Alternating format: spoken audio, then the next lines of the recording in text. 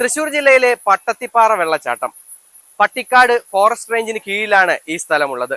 അവിടേക്കാണ് നമ്മുടെ യാത്ര. ഓരോ ദിവസവും നിരവധി ആളുകളാണ് ഈ വെള്ളച്ചാട്ടം കാണാനായി എത്താറുള്ളത്.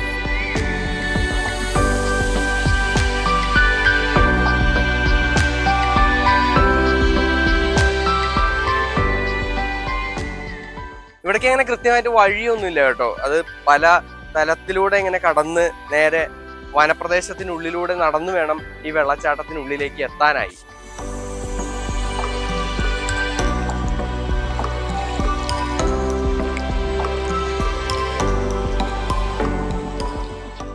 കാണാൻ അതിമനോഹരമാണെങ്കിൽ പോലും ഈ സ്ഥലത്തെത്തിയാൽ ഇവിടെ അധിക നേരം ചിലവഴിക്കാനായി പറ്റില്ല. ഏത് നിമിഷവും ഒരുപക്ഷെ വെള്ളം വർദ്ധിച്ചേക്കാം. മുകളിൽ നിന്ന് വരുന്ന വെള്ളത്തിന്റെ അളവ് മഴയുടെ തോതനുസരിച്ച് ചില സമയങ്ങളിൽ കൂടും.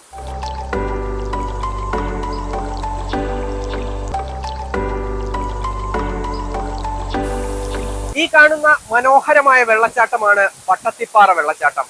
പക്ഷേ ഈ വെള്ളച്ചാട്ടത്തിന് മറ്റൊരു മുഖം കൂടിയുണ്ട്. അപകടത്തിന്റെ മുഖം, മരണത്തിന്റെ മുഖം.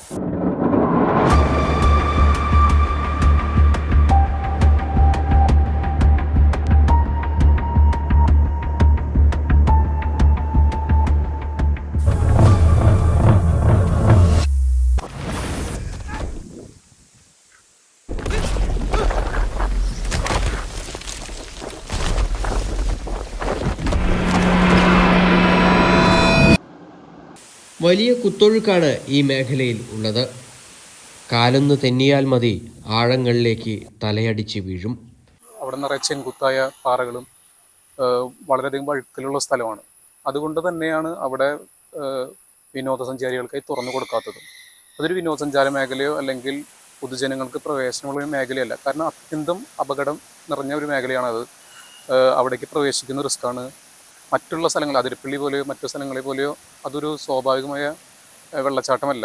അതാണ് അതിൻ്റെ പ്രശ്നം.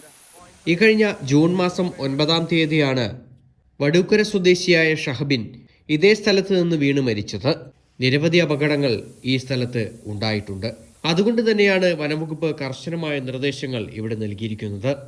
നമ്മൾ എല്ലാവിധ പട്രോളിങ്ങും അവിടെ നടത്തുന്നുണ്ട്, എല്ലാവിധ ബോധവൽക്കരണവും അവിടെ നടത്തുന്നുണ്ട്. എങ്കിൽ പോലും പല വഴിയിലൂടെയും പ്രവേശിക്കാമെന്നുള്ള നിലയ്ക്കും ജനവാസ മേഖല എടുത്തായതുകൊണ്ടും അവരവിടെ പ്രവേശിച്ച് അല്ലെങ്കിൽ ഒരു കൗതുകത്തിന് അല്ലെങ്കിൽ വെള്ളച്ചാട്ടം കാണാനുള്ള, ഇത് വളരെ 1-2 മാസം മാത്രം നീണ്ടു നിൽക്കുന്ന വെള്ളച്ചാട്ടമാണ്.